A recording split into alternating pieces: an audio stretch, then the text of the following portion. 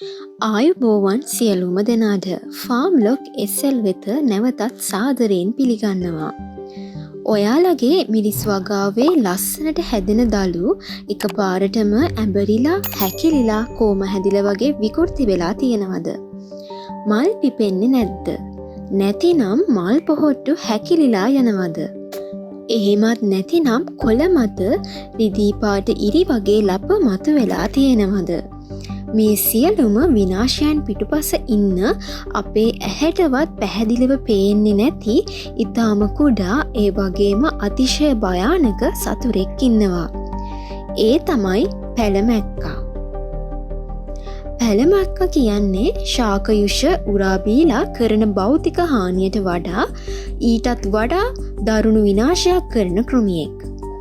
ඒ තමයි වගාවක් සම්පූර්ණයෙන්ම විනාශ කරන්න පුළුවන් ප්‍රතිකාරයක් නැති භයානක වෛරස් රෝග රැසක ප්‍රධාන වාහකයා වීම. මේ නිසා පැලමැක්කා පාලනය කියන්නේ ඉතාමත් අභියෝගාත්මක සහ අත්‍යවශ්‍ය දෙයක්.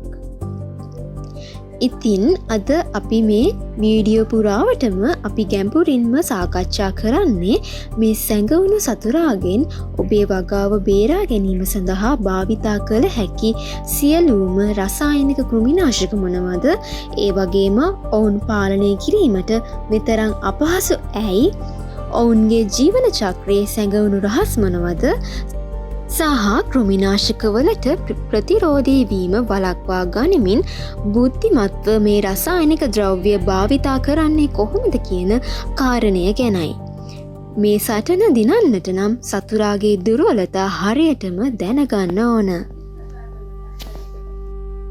බොහෝ දෙනෙක් කියන දෙයක් තමයි මම පැලමැක්කට බෙහෙත් ගැහුවා ඒත් ගියේ නෑ කියන එක.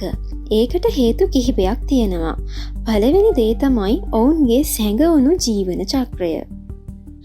පැලමැක්කාගේ ජීවන චක්‍රය ගත්තොත් ඒකේ අවස්ථා 4ක් තියෙනවා. පළවෙනි අවස්ථාව තමයි බිත්තර. ගැහැණු සතා බිත්තර දාන්නේ පත්‍ර පටක ඇතුළට. ඒ නිසා බිත්තර අපේ ඇහැට පේන්නෙත් නැහැ. අපි ගහන කිසිම කෘමිනාශකයකට ස්පර්ශ වෙන්නෙත් නැහැ. ඊළඟ අවස්ථාව තමයි කීටයන්.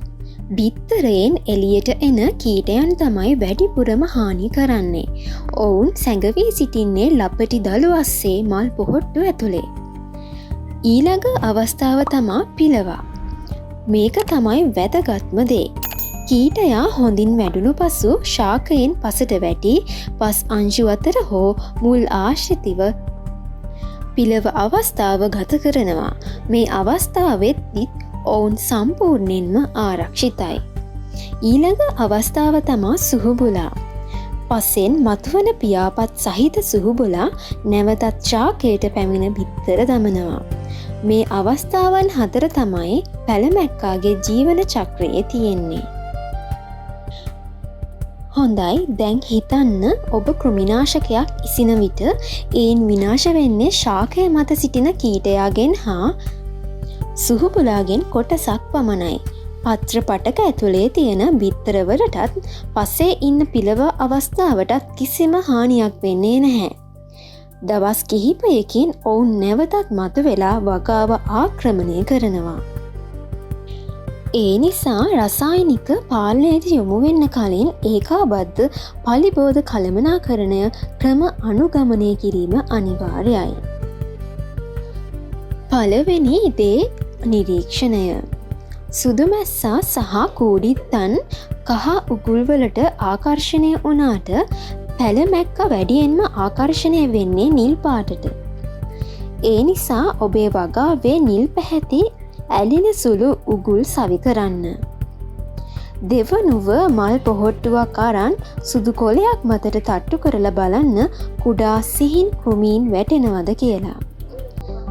රසායනික ද්‍රව්‍යයක් යෙදිය යුත්තේ පලිබෝධ ගහනය පාලනය කරගත නොහැකි ආර්ථික හානිදායක මට්ටම ඉක්මවා ගිය විට පමණයි.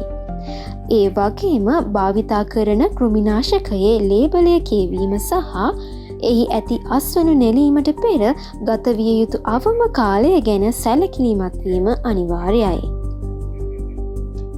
හොඳයි, දැන් අපි බලමු මැක්කාට එරෙහිව යොදන ප්‍රධාන රසායනික කාණ්ඩ මොනවද කියලා. අපි මේවා ඔවුන්ගෙන් සැගවුණු ස්වභාවයට පහර දෙන ආකාරය අනුව වර්ග කරමු. පැලමැක්කා මල් පොහොට්ටු සහ දළු අස්සේ සැඟවී සිටින නිසා සාමාන්‍ය ස්පර්ශක කෘමිනාශක වලින් වැඩක් වෙන්නේ නෑ. අපිට අවශ්‍යයි පත්‍ර පටක හරහා ගමන් කර හෝ ශාකයුෂ සමග ගමන් කර සැඟවී සිටින කෘමියා වෙත ළඟා විය හැකි කෘමිනාශක. එහෙම භාවිතා කරන්න පුළුවන් කෘමිනාශකයක් තමා ස්පිනටොරම්. පැලමැක්කා පාලනයේදී දැනට ඇති ඉතාම ඵලදායී සහ ජනප්‍රිය සක්‍රිය ද්‍රව්‍යයක් තමයි මේ කෘමිනාශකය. මෙය ට්‍රාන්ස්ලැමිනර් ක්‍රමය හරහා පත්‍ර පටක තුළට ගොස් සැඟවී සිටින කීටයින් විනාශ කරනවා. ඒවගේම තවත් කෘමිනාශකයක් තමයි සයන් ට්‍රැනිලිෆ්‍රෝල්. ඩයමයිට් කාණ්ඩයට අයත් සිස්ටමටික් සහ ට්‍රාන්ස්ලැමිනර් ගුණාංග දෙකම පෙන්වන ප්‍රබල කෘමිනාශකයක්. මෙය යුෂ උරාබොන සහ පත්‍රකා දමන කෘමීන් රැසකට එරෙහිව ක්‍රියාත්මක වෙනවා. අනිත් කෘමිනාශකය තමයි ඇබමැක්ටීන්. මේක ප්‍රබල ට්‍රාන්ස්ලැමිනර් ගුණාංගයක් ඇති බහුලව භාවිතා වන කෘමිනාශකයක්. ඒ වගේම තව කෘමිනාශකයක් තමයි ඇසිට්‍රැමිප්‍රීඩ්. මේක සිස්ටමටික් ගුණත් ඇති ප්‍රබල කෘමිනාශකයක්. මේවා පසට යෙදීමෙන් හෝ පැළවලට ඉසීමෙන් ශාකයුස සමග ගමන් කර කෘමීන්ව විනාශ කරනවා. මතකද පැලමැක්කාගේ පිලවා අවස්ථාව තියෙන්නේ පසේ කියලා. ඉතින් ශාකයට ඉසීමෙන් විතරක් මදි. පසටත් ප්‍රතිකාර කරන්න වෙනවා. මෙහෙම පසට යොදන කෘමිනාශකයක් තමා තයිමෙතොක්සාම්. මේවා ග්‍රැනියුල් ලෙස හෝ දියරයක් ලෙස පසට යෙදීමෙන් ශාකයේ මූල පද්ධතිය මගින් උරාගෙන මුළු ශාකයම ආරක්ෂා කරනවා. ඒ වගේම පසේ සිටින පිලවා අවස්ථාවටත් යම් බලපෑමක් ඇති කරනවා. එහෙම භාවිතා කරන්න පුළුවන් තව රසායනික ද්‍රව්‍යයක් තමා ප්‍රිෆොනීල්.